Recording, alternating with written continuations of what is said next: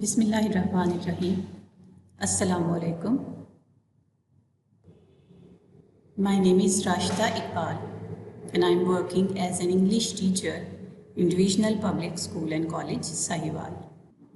Today we are going to read the poem The Moon from Oxford Modern English Book at page number 39. By the end of the reading, the students will be able to read the poem The Moon with correct pronunciation, understand the theme of the poem, know the meanings of the difficult words. Let's start reading the poem The Moon. The moon has a face like the clock in the hall.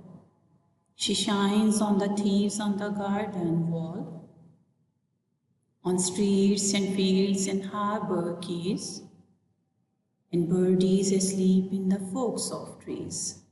This is our first stanza, and dear students, in first line of the first stanza, the poet is saying that moon changes its shape during the month.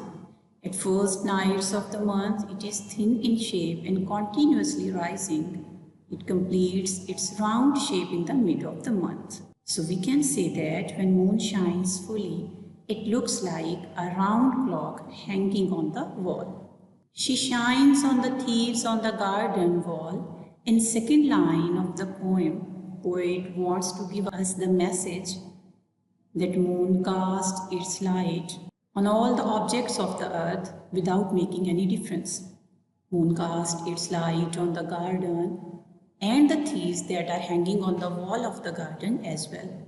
Dear students, in second line of the stanza, we have one grammatical aspect to discuss. In English language, moon is treated as female gender. So in second line, pronoun she is used for the moon. Let's go to the third line of the stanza. On streets and fields and harbor quays, moon spreads its light on the streets of localities where people live and on the boat yard where boats and ships are unloaded. Harbor is a place where boats and ships stay, and quay is a platform where boats and ships are unloaded. Moon casts its light on the streets where people live, on the fields where crops are grown, and on the harbors and quays where ships and boats are unloaded. And birdies asleep in the forks of trees. Moon also spreads its light on the small baby birds that are sleeping in the nest, and their nests are made on the forked branches of the trees. Forks of trees का मतलब है दरख्त की ऐसी शाखें जो दो शाखा होती हैं जिनके अंदर परिंदे अपना घोंसला बनाते हैं। सो पहले स्टेंजा में हमने देखा कि चाँद अपनी रोशनी इस दुनिया की हर चीज़ पर डालता है और जब वो मुकम्मल चमक रहा होता है तो उसकी शक्ल दीवार पर लगे हुए एक क्लॉक की तरह होती है। वो बहुत रोशनी देता है और दुनिया की हर चीज़ को रोशन और मुनव्वर करता है, चाहे वो बागात हैं, वो लोग हैं, गलियां हैं, खेत हैं, हार्बर्स और पोर्ट्स हैं जो अपने घोंसलों में सोए हुए नन्हे मुन्ने परिंदों के बच्चे हैं, वो सब पर अपनी रोशनी डालकर उनको रोशन करता है।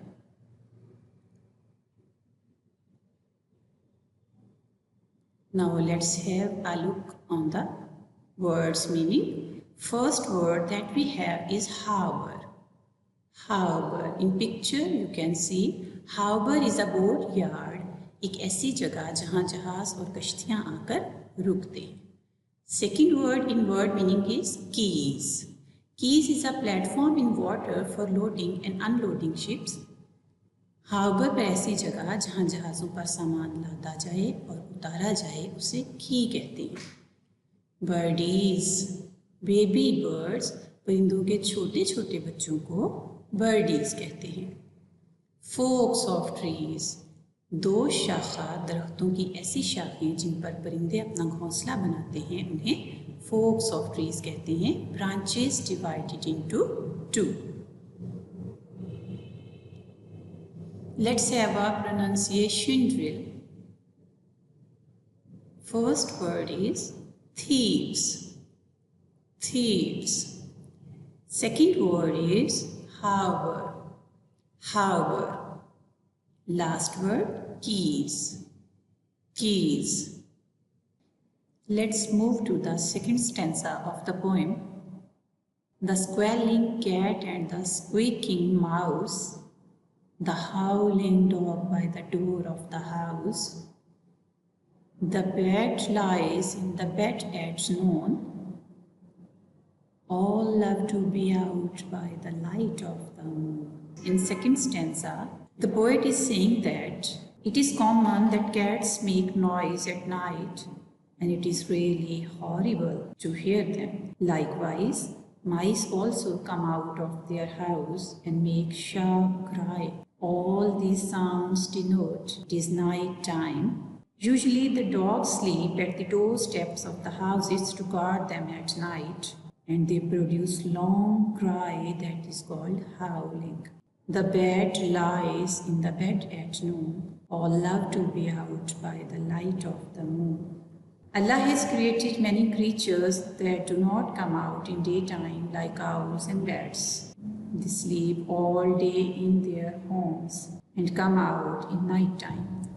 So flying bats indicate that the day has ended and night is there with all its supremacy. All these things show that it is night time. The squalling sound of cats, the squeaking of mouse, the howling of dogs, and flying birds show that night is there and the day has ended. Let's have some difficult words and their meanings. The first word that we have, squalling. Noisy disturbance of cats is squalling. Cats are squalling. Second word that we have is squeaking. A sharp sound or cry of mice is called squeaking. Third word that we have is howling. A long cry of dog is called howling.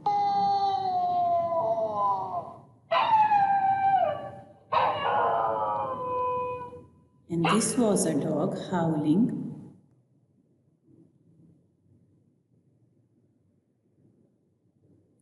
Let's have a pronunciation drill, students. First word is squalling. Squalling. Second word is squeaking. Squeaking. Third word is howling. Howling. Let's read the third and last stanza of the poem, students. But all the things that belong to the day cuddle to sleep to be out of her way, and flowers and children close their eyes till the morning the sun shall rise. In the last stanza, the poet says that all the living beings that belong to the day love to have comfort and warmth of sleep at night. Their activities and jobs that make them tired end at night and they go to sleep. Flowers close their petals and children who are tired with the activities of the day go to sleep. Sweet sleep and dreams stay with them until the sun of the next morning rises. The spell of the night is no more, and again the day is there with all its hustle and bustle. So students, in last stanza हमने ये देखा कि हर वो चीज़ जिसका ताल्लुक या जिसकी activities का ताल्लुक दिन से होता है उसको रात के वक्त सो जाना और नींद से बड़ा प्यार होता है। खिले हुए फूल अपनी पंखुड़ियों को बंद कर लेते हैं और फूलों जैसे नर्म व नाजुक छोटे और प्यारे बच्चे भी अपनी आंखों को बंद कर लेते हैं और नींद की वादियों में खो जाते हैं, यहाँ तक कि अगली सुबह का सूरज तुलू होता है और दिन अपनी आबोताब के साथ चमकने लगता है, रात का जादू ख़त्म हो जाता है और दिन की गहमा गहमी शुरू हो जाती है। Now we will have a look on difficult word and meaning of last stanza. In last stanza we have one word that is not so much familiar with us, and that is cuddle. Cuddle mean hug, embrace, गले मिलना.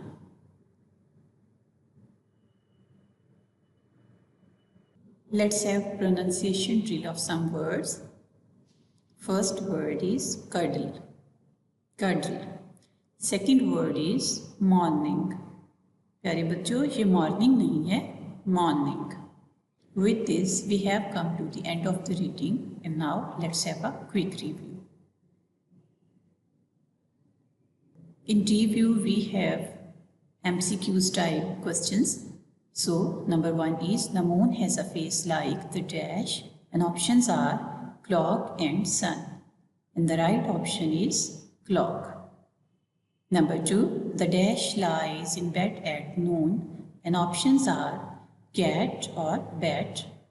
The right option is bat. Number 3, the sun shall rise in the dash, and options are noon, morning, and the right option is morning. Number 4, dash sleeps in the forks of trees, and options are birdies, mouse, and correct option is birdies. Number 5, all the things that belong to the day dash at night, and options are wake, sleep, and the right option is sleep. So that was all from my side, dear students, and I hope you have understood the poem very well, and you have learned and understood the theme of the poem very well. Thank you so much.